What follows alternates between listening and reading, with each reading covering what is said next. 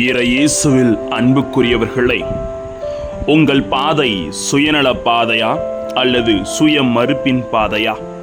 ஏனென்றால் கிறிஸ்துவ வாழ்வின் நோக்கம் இயேசுவை பின்பற்றுவது என்பது சுயநல பாதை அல்ல, சுய மறுப்பின் பாதை.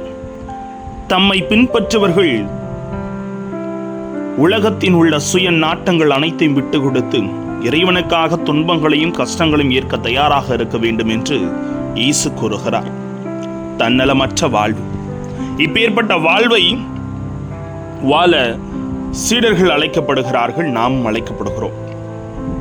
உண்மை வாழ்வை பெற்றுக்கொள்வோம்.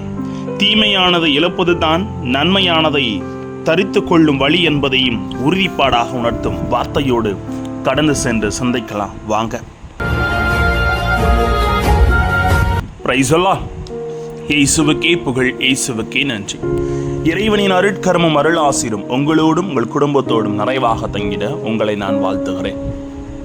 அன்பிலினியவர்களே, இவ்வுலகில் ஒவ்வொரு உயிரும் தன்னை பாதுகாத்துக் கொள்ளும் முயற்சியில் போராட்டத்தை நிகழ்த்துகின்றன. இந்த போராட்டமே ஒவ்வொரு உயிரையும் இன்னும் சற்று காலம் அதிகமாக வாழ வைக்கிறது. இது யதார்த்த உண்மை. கவிஞன் இந்த போராட்டத்தை சில வரிகளில் சொல்லியிருக்கிறார். அது என்னவென்றால், உயிரில் பாதி ஒடுங்கிவிட்டாலும் மிச்ச உயிரை கோணிப்பையில் கட்டி வைத்து கூனி கிடக்கின்றானே கிழவன் ஏன்?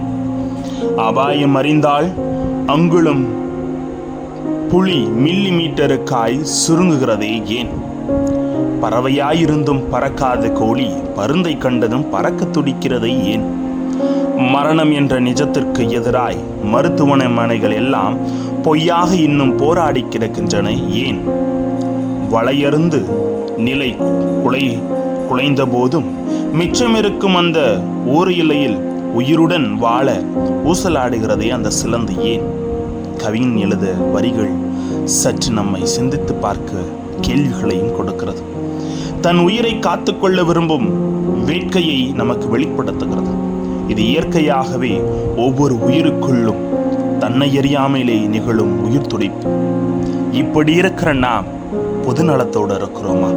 ஆனால் இன்னொரு வகையான உயிரை காத்துக்கொள்ளும் விருப்பம் மனிதர்களில் இருப்பதை இயேசு என்ற நற்செய்தியில் சுட்டி காட்டுகிறார்.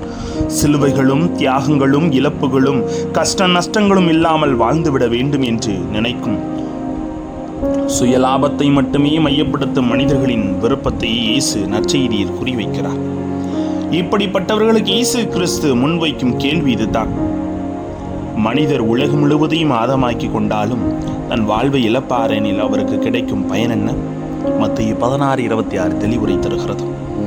வாழ்வை பற்றிய குறுகிய பார்வை உடையவர்கள்தான் தியாகத்தையும் இழப்பையும் நஷ்டத்தையும் கேலியாக கருதுவார்கள். இவர்கள் வாழ்க்கையின் அகலமும் ஆழமும் உன்னதமும் அறியாதவர்கள். இயேசு இப்படிப்பட்ட பார்வை கொண்டவராய் இருந்திருந்தால் அவர் இன்று வரை பலரின் உள்ளத்தில் வாழ்ந்திருக்க மாட்டார். தியாகத்தின் மதிப்பை உணர்ந்து உயிர் தியாகம் செய்ததினாலே அவரை பற்றி எண்ணம் வரலாற்றில் செழிப்பாக இருக்கிறது. மேலும் அவர் கொடுத்த விளம்பியங்கள் பலரின் வாழ்வை உயர்த்தி இருக்கிறது, அர்த்தப்படுத்தி இருக்கிறது. தன்னலம் துளப்பவர்களை உலகம் மூடர்களாக முட்டாள்களாக பார்க்கிறது. அப்படி கூட அவர்களை அணுகலாம். ஆனால் கடவுள் அவர்களை ஞானமுள்ளவர்களாகவே பார்க்கிறார். நம்பிக்கையை நம்முள் விதையாக தியாக வாழ்வு வாழவே நாம் அனைவருமே அழைக்கப்படுகிறோம்.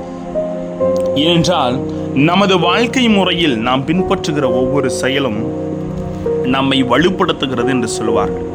அதே போலத்தான் மானிடா, உன்னை நீ சற்று சிந்தித்து பார்க்கவே சுயநல பாதையை மறுத்து சுயமறுப்பின் பாதையாக நீர் உருவாகிவிடு. ஏனென்றால் தன்னை பின்பற்றுகிற எவரும் தன்னலம் துறந்து வர வேண்டும் என்பது தான் இறைவனின் விருப்பம். ஆனால் இன்று தன்னலம் இல்லாமல் சுயநலத்தோடு தன்னை தற்காத்து கொண்டால் போதும், தான் மட்டும் நன்றாக இருந்தால் போதும் என்று வாழ துடிக்கும் மனித உலகம் இது. இப்பேற்பட்டவர் மத்தியிலே கடவுள் நம்மை அழகாக அழைக்கிறார். ஏனென்றால் நாம் அவரது பிள்ளைகள். அவரது அழைப்புக்கு செவிமடுத்து நமது பாதையை மாற்ற முயலுவோம். ஆசீர் நமக்கு. ஜெபிப்போமா? அன்பு இறைவா, சுயநல பாதையில் மூழ்கி கிடக்கிற நாங்கள் சுயமறுப்பின் பாதையை உருவாக்கி அனைத்தையும் மறுத்து எங்கள் சிலுவைகளை நாங்கள் முழுமையாக சுமந்து கொண்டு உம்மை பின்பற்றி வாழ்வில் தீமையானதை இழப்பது தான் நன்மையானதை தரிது கொள்ளும் வழி என்பதை உணர்ந்து வாழ எங்களோடு தங்கும் ஆண்டவரை. Praise the Lord.